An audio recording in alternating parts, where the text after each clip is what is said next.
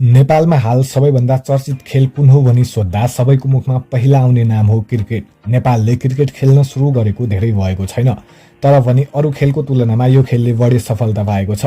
जति चर्चित खेल हुन्छ त्यति नै चर्चित हुन्छन् त्यो खेलका खेलाडीहरू। खेलाडीहरूले चर्चा त कमाउँछन् नै, साथसाथै पैसा पनि कमाउने गर्दछन्। र आजको यस भिडियोमा हामी जान्नेछौँ कि नेपालका 10 जना धनी क्रिकेट खेलाडीहरूको बारेमा। त्योभन्दा पहिले च्यानलमा नयाँ हुनुहुन्छ भने च्यानललाई सब्स्क्राइब गरी बेल आइकन दबाउन चाहिँ नभुल्नुहोला। अब ढिला नगरी सिधै भिडियो सुरु गरौँ। नम्बर 10 रोहित कुमार पौडेल। नेपाली क्रिकेट टिमका कप्तान रोहित कुमार पौडेलको जन्म 2 सेप्टेम्बर 2002 नवलपरासी नेपालमा भएको थियो। रोहितले सन् 2018 अगस्त 3 का दिन नेदरल्यान्ड विरुद्ध आफ्नो ओडिआई करियर डेब्यू गरेका थिए। उनी ओडिआईमा सर्वाधिक सफल नेपाली ब्याट्सम्यान हुनुहुन्छ। उनी ओडिआईमा सर्वाधिक छिटो 1000 रन पूरा गर्ने पहिलो नेपाली खेलाडी हुन्। त्यसैगरी उनले सन् 2019 जनवरी 31 का दिन T20 डेब्यू गरेका थिए। रोहित कुमार पौडेलको कमाई तथा सम्पत्तिको कुरा गर्नुपर्दा उनी क्यानको ए क्याटेगोरीमा छन्, जसमा उनको तलब 60,000 छ। त्यसैगरी एक ओडिआई खेले बापत 10,000, एक T20 खेले बापत 5,000 र म्यान अफ द म्याच तथा स्पोन्सरसिप इत्यादि मिलाएर मासिक 2 देखि 3 लाखसम्म कमाउनुहुन्छ भने उनको कुल सम्पत्ति 50 लाखदेखि 80 लाखसम्म रहेको छ। नम्बर 9 कुशल भुर्तेल। नेपाली ओपनर ब्याट्सम्यान कुशल भुर्तेलको जन्म 22 जनवरी 1997 का दिन बुटोल रूपन्देही नेपालमा भएको थियो। कुशल भुर्तेलको नाममा एक विश्व रेकर्ड समेत रहेको छ। उनले यो रेकर्ड डेब्यू म्याचदेखि लगातार 3 म्याचसम्म अर्धशतक प्रहार गरेर आफ्नो नाममा गरेका थिए। कुशलले ओडिआई डेब्यू 7 सेप्टेम्बर 2021 का दिन पिएनजी विरुद्ध गरेका थिए भने T20 डेब्यू सन् 2021 अप्रिल 17 का दिन नेदरल्यान्ड विरुद्ध गरेका थिए। कुशल भुर्तेलले क्यानको बी क्याटेगोरीमा छन्, जसमा उनको तलब 50,000 हुने गर्दछ। त्यसैगरी म्याच फी, पुलिसको तलब, साथसाथै लिगहरू स्पोन्सरसिप मिलाएर मासिक 3 देखि 4 लाखसम्म कमाउनुहुन्छ भने उनको पनि सम्पत्ति 60 देखि 80 लाखसम्म रहेको छ। नम्बर 8 दिपेन्द्र सिंह ऐरी। टाइगर उपनामले चिनिने दिपेन्द्र सिंह ऐरी नेपालका नम्बर 1 अलराउन्डर हुन्। उनको जन्म सन् 2000 जनवरी 24 का दिन महेन्द्रनगर कञ्चनपुर नेपालमा भएको थियो। दिपेन्द्रले पनि एसियन गेम्समा मङ्गोलिया विरुद्ध मात्रै 9 बलमा अर्धशतक पूरा गरी तोड्नै नसकिने विश्व रेकर्ड बनाएका छन्। साथै T20 मा 1000 रन पूरा गर्ने नेपालको पहिलो र एकमात्र खेलाडी पनि हुन्। उनले हालसम्म T20 मा 1300 भन्दा बढी रन बनाइसकेका छन्। दिपेन्द्र सिंह ऐरी क्यानको ए ग्रेडमा छन् भने तलब, म्याच फी, लिग फी, पुलिसको तलब, स्पोन्सरसिप इत्यादि मिलाएर मासिक 3 देखि 4 लाखसम्म कमाउनु भने उनको कुल सम्पत्ति 80 लाखदेखि 1 करोडसम्म रहेको छ। Number 7 Karan KC. Nepali fast bowling allrounder Karan केसीको जन्म 10 अक्टोबर 1991 का दिन बागलुङ नेपालमा भएको थियो भने उनी हाल 32 वर्षका छन्। करणले 30 जुन 2015 का दिन नेदरल्यान्ड विरुद्ध आफ्नो T20 करियर डेब्यू गरेका थिए भने 1 अगस्त 2018 का दिन नेदरल्यान्ड विरुद्ध ओडिआई डेब्यू गरेका थिए।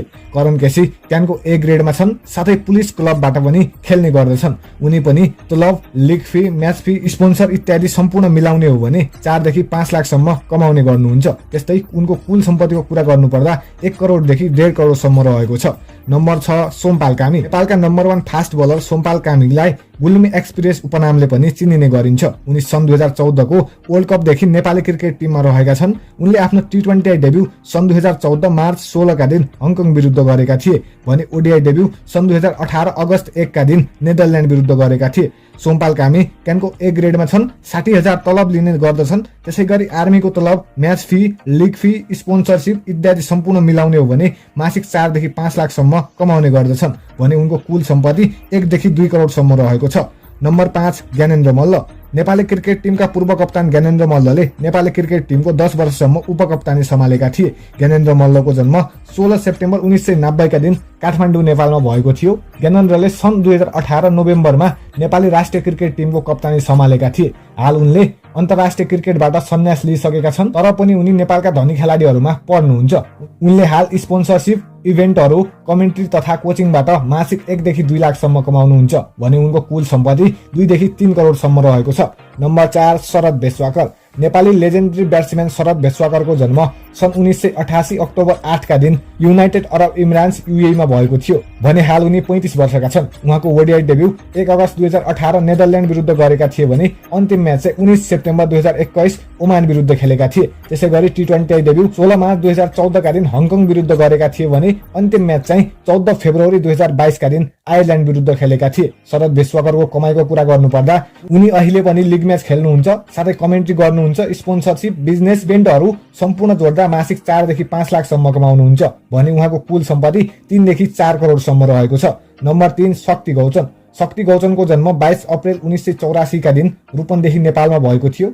शक्ति गौचन एक अलराउन्डर क्रिकेट खेलाडी हुन्। उनी दायाँ हाते ब्याट्सम्यान हुन् भने लेफ्ट आर्म स्पिन बलर हुन्। उनले नेपाली राष्ट्रिय क्रिकेट टिमका लागि ओमान विरुद्ध सन् 2002 जुलाईमा डेब्यु गरेका थिए। जुलाई 2018 मा शक्तिले नेदरल्यान्ड विरुद्धको खेलपछि अन्तर्राष्ट्रिय क्रिकेट खेलबाट सन्यासको घोषणा गरेका थिए। उनले आफ्नो एकदिवसीय भ्रमण पश्चात नै अन्तर्राष्ट्रिय खेल जीवनबाट सन्यासको घोषणा गरेका थिए। शक्ति नेपाली क्रिकेट इतिहासकै अन्तर्राष्ट्रिय शतक प्रहार गर्ने दोस्रो खेलाडी हुन्। उनले यो उपलब्धि विश्वकप छनौट चरणको खेलमा 2005 फेब्रुअरी इटली विरुद्ध 103 बलमा 106 रन सहित अवजित रहेका थिए। शक्तिले 2018 मा एभरेस्ट प्रिमियर लिग पछि घरेलु क्रिकेटबाट समेत सन्यास लिएका थिए। शक्ति गौचन हाल बिजनेस, कोचिङ तथा इभेन्टहरूबाट मासिक 5 देखि 6 लाखसम्म कमाउनुहुन्छ भने उनको कुल सम्पत्ति 5 देखि 8 करोडसम्म रहेको छ।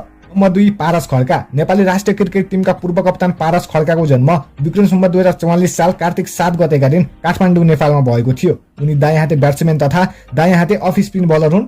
पारस खड्काको नेतृत्वमा नेपाली राष्ट्रिय क्रिकेट टिमले थुप्रै उपलब्धिहरू हासिल गरेको छ। अहिले पनि पारस खड्का क्यानको सचिव भएर नेपाली राष्ट्रिय क्रिकेट टिममा आफ्नो योगदान दिइराख्नु भएको छ। पारस खड्काले आफ्नो एकाडेमी पनि सुरु गरेका छन् जसले नेपाली क्रिकेट विकासमा थप सहायता मिल्नेछ। पारस खड्काको कमाई तथा सम्पत्तिको कुरा गर्नुपर्दा स्पोन्सरशिप, बिजनेस, म्याच, इभेन्ट इत्यादि मिलाएर मासिक 8 देखि 10 लाखसम्म कमाउनुहुन्छ भने उनको कुल सम्पत्ति 8 देखि 10 करोडसम्म रहेको छ। नम्बर 1 सन्दीप लामेछाने। स्यान्डी उपनामले चर्चित सन्दीप लामेछाने नेपालका एक प्रभावकारी स्पिन गुगली बलर हुन्। उनको जन्म सन् 2000 अगस्त 2 का दिन स्याङ्जा नेपालमा भएको थियो। सन्दीप लामेछानेले ओडिआईमा सर्वाधिक छिटो मात्र 42 इनिङमा 100 विकेट पूरा गरेर विश्व कीर्तिमान समेत बनाएका छन्। साथसाथै सन्दीप लामेछानेले नेपालबाट सर्वाधिक विदेशी लिग खेल्ने खेलाडीमा समेत आफ्नो नाम लेखाइसकेका छन्। तर अहिले बलात्कार मुद्दाका कारण उनले विदेशी लिगहरू खेल्न पाइराख्नु भएको छैन। सन्दीप लामेछानेको कमाईको कुरा गर्नुपर्दा अहिले धेरै घटेको छ। कुनै समयमा मासिक 20 देखि 25 लाखसम्म कमाउने सन्दीप लामेछानेको कमाई अहिले मात्र 1 देखि 2 लाखसम्म झरेको छ। उनलाई मुद्दा लागेदेखि एकै पनि स्पोन्सरशिप गर्न पाएका छैनन्। साथसाथै थुप्रै विदेशी लिगहरू पनि छोड्नु परेको छ। उनको कुल सम्पत्तिको कुरा गर्नुपर्दा 10 देखि 15 करोडसम्म रहेको छ।